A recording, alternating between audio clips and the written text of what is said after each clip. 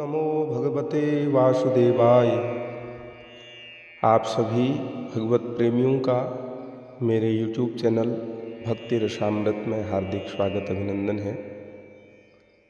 कार्तिक मास की इस परम पवित्र पुण्य बेला में आज कार्तिक महात्म्य के तृतीय अध्याय की चर्चा आप सभी के बीच हम करेंगे। कार्तिक महात्म्य के तृतीय अध्याय में भगवान श्री कृष्ण तथा माता सत्यभामा के दिव्य प्रसंग में आज महाराज पृथु तथा शंखासुर नाम के दैत्य की पावन कथा, जो विशेष रूप से सभी मासों में सर्वोत्तम कार्तिक मास तथा सभी व्रतों में श्रेष्ठ एकादशी व्रत के विषय में है। तो आइए सर्वप्रथम भगवान श्री नारायण जी का ध्यान करते हुए आज की इस दिव्य कथा में हम सभी लोग प्रवेश करेंगे। बोलो श्रीमन नारायण भगवान की जय। ओम शांताकारं भुजगशयनं पद्मनाभं सुरेशं विश्वाधारं गगनसदृशं मेघवर्णं शुभांगं लक्ष्मीकान्तं कमलनयनं योगिभिर्ध्यानगम्यं वन्दे विष्णुं भवभयहरं सर्वलोकैकनाथम्।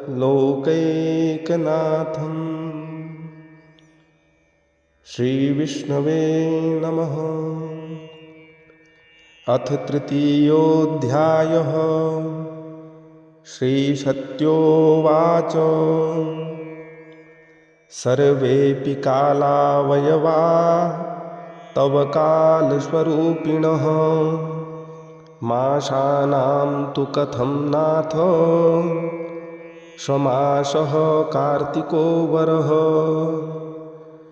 एकादशी तिथीनां च मासानां कार्तिकः प्रियः कथं वा देवदेवेश कारणं तत्र कथ्यता। माता सत्यभामा बोली, हे प्रभु, आप काल स्वरूप हैं, आपके लिए तो सभी कालखंड बराबर हैं,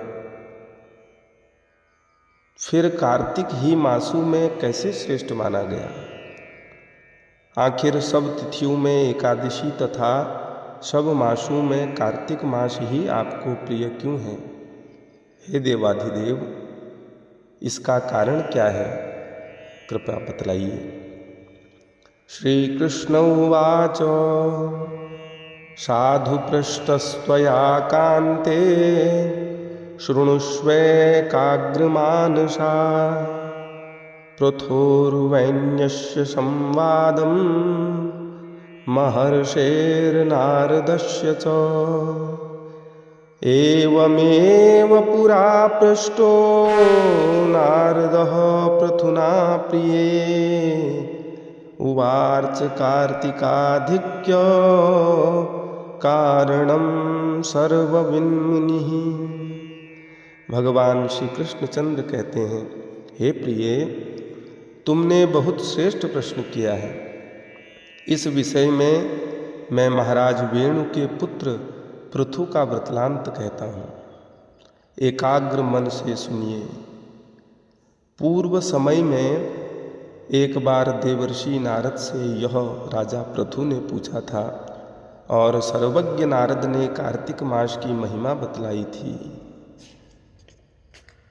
नारदुवाच शंखनामा भवत पूर्वम् असुरः सागरात्मजः त्रिलोकी मथने शक्तो महाबलपराक्रमः जित्वा देवान् निराकृत्य स्वर्लोकात् स महासुरः इंद्रादिलोकपालानां अधिकारास्तथा हर तद्भयादथ ते देवाः सुवर्णाद्रिगुहाङ्गताः न्यवसन् बहुवर्षाणि सावरोधाः सबान्धवाः सुवर्णाद्रिगुहा दुर्ग संस्थितास्त्रिदशादयः तद्वीक्षायां बभूवुस्ते तदा दैत्यो व्यचारय रताधिकारास्त्रिदशा मया यद्यपि निर्जिताः लक्ष्यन्ते बलयुक्तास्ते करणीयं मयात्र किम् ज्ञातं तत्तु मया देवा वेदमन्त्रबलान्विताः तान् हरिष्ये ततः सर्वे बलहीना भवन्ति वै। श्री नारद जी ने कहा, पूर्व काल में त्रैलोक्य को मथ डालने में समर्थ महाबली शंखासुर नामक समुद्र का पुत्र हुआ। शंखासुर ने अपने पौरुष से स्वर्गलोक में देवताओं को परास्त कर दिया और इंद्रादिक लोकपालों के अधिकार अपने अधीन कर लिए। शंखासुर से भयभीत होकर सब देवता अपनी स्त्री और कुटुंब के साथ सुमेरु पर्वत की कंदराओं में बहुत काल तक रहे। तब देवता आनंद से सुमेरु पर्वत की गुफाओं में रहने लगे। तब उस राक्षस ने सोचा कि यद्यपि मैंने समस्त देवताओं को जीत लिया, फिर भी ये लोग बलवान दिखाई पड़ते हैं, तो अब कौन सा उपाय करूं? हाँ, अब मुझे ज्ञात हो गया कि देवता वेद मंत्रों से बली हो रहे हैं। यदि उन वेदों को ही हर लिया जाए तो वे आपस में निर्बल हो जाएंगे। इति मत्वा तथा दैत्यो विष्णुमालक्ष्य निद्रितं सत्यलोकाज्जहाराशु वेदानादि स्वयंभुवः नीतास्तु तेन ते वेदा तद्भयास्ते निराक्रमम् तो यानि यानि विविशुर्यज्ञमन्त्रसमन्विताः तान् मार्गमाणः शङ्खोऽपि समुद्रान्तर्गतो भ्रमन् न ददर्श तदा दैत्यः क्वचिदेकन्नसाङ्गितान् अथ ब्रह्मासुरेशार्धं विष्णोः शरणमाप्नुवान् पूजोपकरणान् गृह्य वैकुण्ठभवनं गतः तन्न तस्य प्रबोधाय गीतवाद्यादिकाः क्रियाः चक्रुर्देवास्तथा गन्ध धूपदीपान् मुहुर्मुहुः अथ प्रबुद्धो भगवान् तद्भक्तिपरितोषितः दृदशुस्ते शुरास्तत्र सहस्रार्कसमुद्युतिम्। ऐसा सोचकर शंखासुर भगवान को सोए हुए देखकर सत्यलोक से वेदों को चुराने गया। जब वह वेदों का हरण कर रहा था, उसी समय बीजों के साथ साथ यज्ञ मंत्र उसके डर से जल में छिप गए। तब यज्ञ मंत्रों को खोजता हुआ शंखासुर समुद्र के भीतर विचरण करने लगा, किंतु चिरकाल तक खोजने पर भी यज्ञ मंत्रों को एकत्र नहीं कर पाया। उधर ब्रह्मा जी पूजा की सभी सामग्री तथा उपहार लेकर समस्त देवताओं के साथ वैकुंठ में भगवान विष्णु की शरण में गए। विष्णु को जगाने के लिए ब्रह्मा जी गाने बजाने और धूप गंधादिकों से पूजन करने लगे। ब्रह्मा जी की आराधना से प्रसन्न होकर भगवान जाग गए। तब उन देवताओं ने हजारों सूर्यों की तरह तेजस्वी भगवान विष्णु के दर्शन किए। उपचारै षोडशभिः संपूज्य त्रिदशास्तदा दंडवत पतिता भूमौ तानुवाचाथ माधवः। तदनंतर उन्होंने विविध सामग्री से भगवान विष्णु की पूजा और साष्टांग प्रणाम किया, जिससे भगवान प्रसन्न हो गए। विष्णुरुवाच वरदोऽहं सुरगणा गीतवाद्यादिमङ्गलैः मनोभिलषितान् कामान् सर्वानेव ददामि वः। ईशस्य शुक्लैकादश्या यावदुद्बोधिनी भवेत् निशातुर्याश्च शेषे ये गीततुर्यादिमङ्गलान् कुर्वन्ति नित्यं मनुजा भवद्भिर्यद्यथा कृतं ते मत्प्रीतिकरा नित्यं मत्सान्निध्यं व्रजन्ति हि। पाद्यार्घाचमनीयापो यद्भवद्भिर्यथा कृतं तदद्भुतगुणस्तस्मान् ज्ञातं वा सुखकारणम्। भगवान विष्णु बोले, हे देवताओं, मैं आप सभी सज्जनों के कीर्तन और मंगल गान से अति प्रसन्न हूँ। आप सभी लोग अभीष्ट वर मांगिए, अवश्य ही मैं तुम्हारी इच्छा को पूर्ण करूँगा।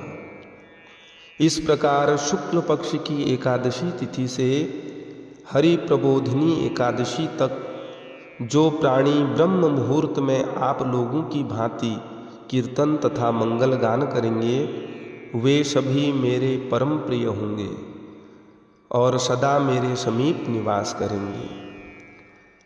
जो जीव पाद्य, अर्घ्य और आचमनीय आदि तथा सभी सामग्रियों को एकत्र करके मेरा पूजन करेंगे, वे सभी अगुणित गुण वाले होंगे। मुझे आपके क्लेश की बात ज्ञात हो गई है। वेदाः शंखाहृताः सर्वे तिष्ठन्तु संस्थिताः तानानयाम्यहं देवा हत्वा सागरनन्दनम्।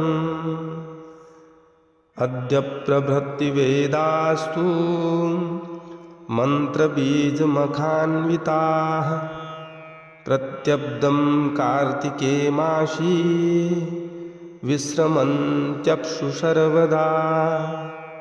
अद्य प्रभृत्यहमपि भवामि जलमध्यगः भवन्तोऽपि मया सार्धम् आयान्तु समुनीश्वराः। कालेऽस्मिन् ये प्रकुर्वन्ति प्रातः स्नानं नरोत्तमाः ते सर्वे यज्ञा बभृथे सुस्नाताः शुर्न संशयः। ये कार्तिकव्रतं सम्यक् कुर्वन्ति मनुजाः सदा ते देहान्ते त्वया शक्रो प्राप्या मद्भुवनं तदा। विघ्नेभ्यो रक्षणं तेषां सम्यक् कार्यं तथा त्वया देया त्वया च वरुणं पुत्रपौत्रादिसन्ततिः। शंखासुर सभी वेदों को हर ले गया है। सभी वेद इस समय समुद्र में हैं। अतः मैं दुष्ट शंखासुर को मारकर उन वेदों को शीघ्र ले आऊँगा। अब से वेद हर वर्ष मंत्र तथा बीजों के साथ कार्तिक में जल में निमग्न रहा करेंगे। मैं आज से जल में रहूँगा और आप लोग भी ऋषियों के साथ मेरे साथ आइए। इन दिनों जो प्राणी प्रातः स्नान करेंगे वे यज्ञांत में किए स्नान के फलभागी होंगे। अतः हे देवेंद्र, जो कार्तिक व्रत किया करेंगे उनको आप मेरे लोक में पहुंचा दिया करो। हे देवराज, आप सदा उन प्राणियों को सब आपत्तियों से बचाएं। हे वरुण, आप उन्हें पुत्र पौत्रादि संतति देते रहिए। धनवृद्धिर्धनाध्यक्ष त्वया कार्या ममाज्ञया मम रूपधरः साक्षात् जीवन मुक्तो भवेद्यतः आजन्म मरणाद्येन कृतमेतद्व्रतोत्तमं यथोक्त विधिना सम्यक् समान्यो भवतामपि। एकादश्यां यतस्साहं भवद्भिः प्रतिबोधितः अतस्यैषा तिथिर्मान्या शातीव प्रीतिदा मम। भगवान कहते हैं, क्योंकि कार्तिक व्रती मेरा रूप धारण करके जीते जी मुक्त हो जाते हैं। जन्म से मरण पर्यंत विधि पूर्वक जिसने यह व्रत किया वह आप लोगों को भी मान्य है और मुझे भी परम प्रिय है। व्रतद्वयं सम्यगिदं नरे कृतं सान्निध्यकृत्येन तथान्यदस्ति दानानि तीर्थानि व्रतानि यज्ञाः स्वर्लोकदास्तेन यथा सुरोत्तमाः। भगवान कहते हैं कि विधि पूर्वक जो जीव इन दोनों व्रतों को अपने जीवन में करता है तो वह प्राणी शीघ्र ही मेरे समीप मेरे लोक में पहुंचता है। इसके अतिरिक्त ऐसा कोई तीर्थ, ऐसा कोई व्रत नहीं, ऐसा कोई यज्ञ नहीं जो शीघ्रता से भगवान की परम पद वैकुंठ लोक को प्राप्त करा सके। अतः हम सभी को श्रद्धा पूर्वक, विधि पूर्वक इस परम पवित्र कार्तिक मास तथा श्रेष्ठ व्रत एकादशी को धारण करना चाहिए। इति श्री पद्म पुराणे कार्तिक महात्म्ये कृष्ण सत्या संवादे तृतीयोऽध्यायः। इस प्रकार परम पवित्र यह कार्तिक महात्म्य का तीसरा अध्याय विराम लेता है। बोलो सच्चिदानंद भगवान की। आप सभी से निवेदन है कि कृपया इस चैनल को लाइक एवं सब्सक्राइब करें। धन्यवाद।